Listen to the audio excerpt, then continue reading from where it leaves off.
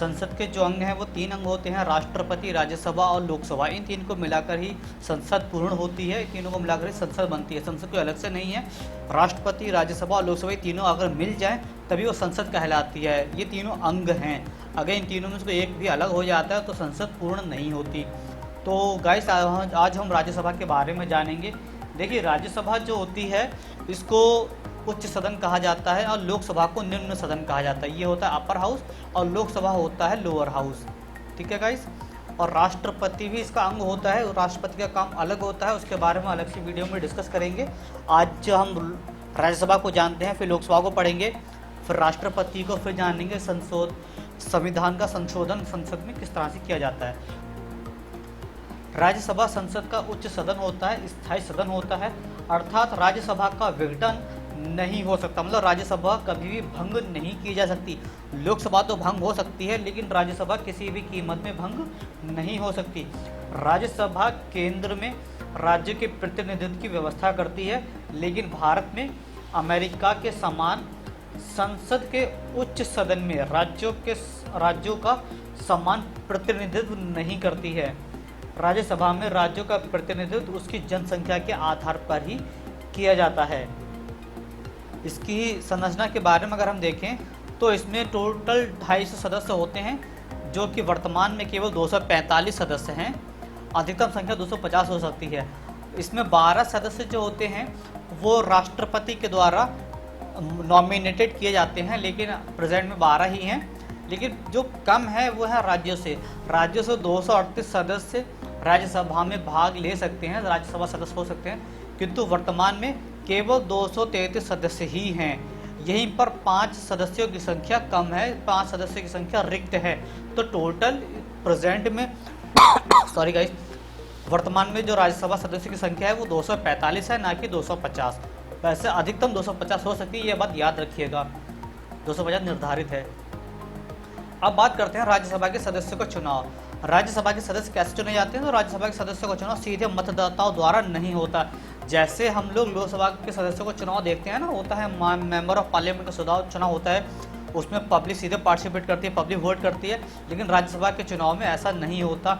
इसका प्रबंध अनुच्छेद 80 सब सेक्शन 4 में किया गया है। इसके अनुसार विधानमंडल या फिर जहाँ पर विधानमंडल नहीं है वहाँ पर विधानसभा के निर्वाचित सदस्य जो होते हैं, नॉमिनेटेड नहीं, केवल निर्वाचित सदस्य, यानी कि राज्यों की जो विधानसभाओं में या विधानमंडलों में जो निर्वाचित सदस्य होते हैं वही एकल संक्रमणीय पद्धति के अनुसार सदस्यों को चुनकर राज्यसभा में भेजते हैं। इसको पब्लिक नहीं चुनती है, विधानसभा और विधानमंडलों के सदस्य चुनकर राज्यसभा में भेजते हैं। इनकी अवधि और योग्यताएं जो होती हैं अनुच्छेद 83 के अनुसार, 83 सब सेक्शन 1 के अनुसार जो राज्यसभा स्थायी सदन है ये कहीं विकृत नहीं हो सकती, निरंतर कार्य करती रहती है। इसके सदस्यों का कार्यकाल सीनेट की तरह अमेरिका में, जैसे यहाँ पर राज्यसभा संसद में सीनेट होती है, संसद में राज्यसभा होती है, ठीक उसी तरह अमेरिका में सीनेट होती है। यहाँ पर राज्यसभा और अमेरिका में सीनेट होती है। सीनेट की कॉपी राज्यसभा की गई है, उसी की तरह इसका कार्यकाल भी 6 साल का होता है। सीनेट के सदस्यों का कार्यकाल 6 साल का होता है और राज्यसभा के सदस्यों का कार्यकाल भी 6 साल का होता है। दोनों का 6 साल का होता है और हर 2 साल बाद 1/3 सदस्य सेवानिवृत्त हो जाते हैं।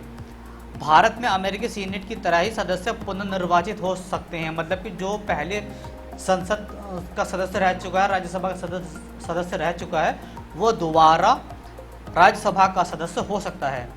राज्यसभा का सदस्य चुनने के लिए योग्यताएं 3 होनी चाहिए। पहला, वह भारत का नागरिक होना चाहिए।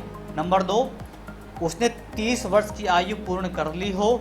और तीसरा, कि वह किसी लाभ के पद पर ना हो, कोई लाभ का पद उसे धारण ना कर रखा हो। अगर वो ये तीनों योग्यताएं धारण करता है तो वो राज्यसभा का सदस्य चुने जाने के योग्य होगा। आगे आ जाते हैं सभापति के बारे में। देखिए, इसका जो पदेन होता है वो सभापति कहलाता है। सभापति जो उपराष्ट्रपति होगा वो स्वतः राज्यसभा का सभापति बन जाएगा। भारत का राष्ट्रपति, जैसा देख रहे हैं यहाँ पे क्या लिखा हुआ है, भारत का उपराष्ट्रपति अमेरिका की तरह राज्यसभा का सभापति होता है। अर्थात जो राष्ट्रपति चुना जाएगा वह स्वतः ही राज्यसभा का सभापति बन जाएगा। यहाँ पर एक ध्यान देने वाली बात है, आपको ध्यान देना, नोट करना चाहिए जब सभापति राष्ट्रपति के रूप में कार्य करता है तो सभापति का पद रिक्त हो जाता है और ऐसे में उपसभापति सभापति का कार्यभार संभालता है।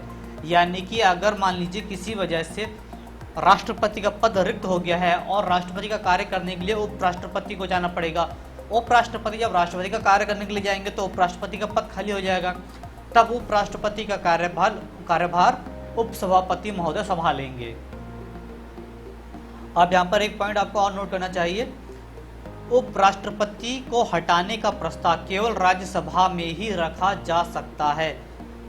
ठीक है ना, उपराष्ट्रपति केवल राज्यसभा में ही हटाने का उनको प्रस्ताव आ सकता है, लोकसभा में नहीं लाया जा सकता। आगे देख लेते हैं गाइस, उपसभापति। राज्यसभा का उपसभापति राज्यसभा द्वारा अपने सदस्यों द्वारा ही चुना जाता है, इसका लोकसभा सदस्यों से कोई लेना देना नहीं होता है। जैसे हम देखते हैं कि राष्ट्रपति का चुनाव लोकसभा और राज्यसभा के निर्वाचित सदस्यों द्वारा किया जाता है, लेकिन उपसभापति का चुनाव केवल और केवल राज्यसभा के सदस्यों द्वारा ही किया जाता है। ये अपने पद पर तब तक कार्य कर सकता है जब तक उसे राज्यसभा के समस्त सदस्यों के संकल्प द्वारा ना हटाया जाए। तो गाइस, ये थी जानकारी राज्यसभा के बारे में। राज्यसभा की शक्तियों के बारे में अगर हम बात करें तो इसके लिए कुछ विशेष अधिकार अलग से नहीं है, इस बराबर ही है, समतुल्य है लोकसभा के। सिर्फ यहाँ इसको यही शक्ति, एक एक्स्ट्रा शक्ति मिल जाती है। अनुच्छेद 312 के अनुसार राज्यसभा के उपस्थित और मत देने वाले सदस्यों के 2/3 सदस्यों द्वारा पारित संकल्प के आधार पर संसद विधि द्वारा संघ और राज्यों के एक सम्मिलित एक या अधिक अखिल भारतीय सेवाओं का सृजन कर सकती है। यह विशेष अधिकार राज्यसभा को दिया गया है अनुच्छेद 312 के अनुसार। आई होप आपको ये वीडियो समझ आ गया होगा। अगर आपको कोई प्रॉब्लम है, सजेशन है, तो कमेंट बॉक्स में नीचे कमेंट कर सकते हैं। So thank you guys for watching my video.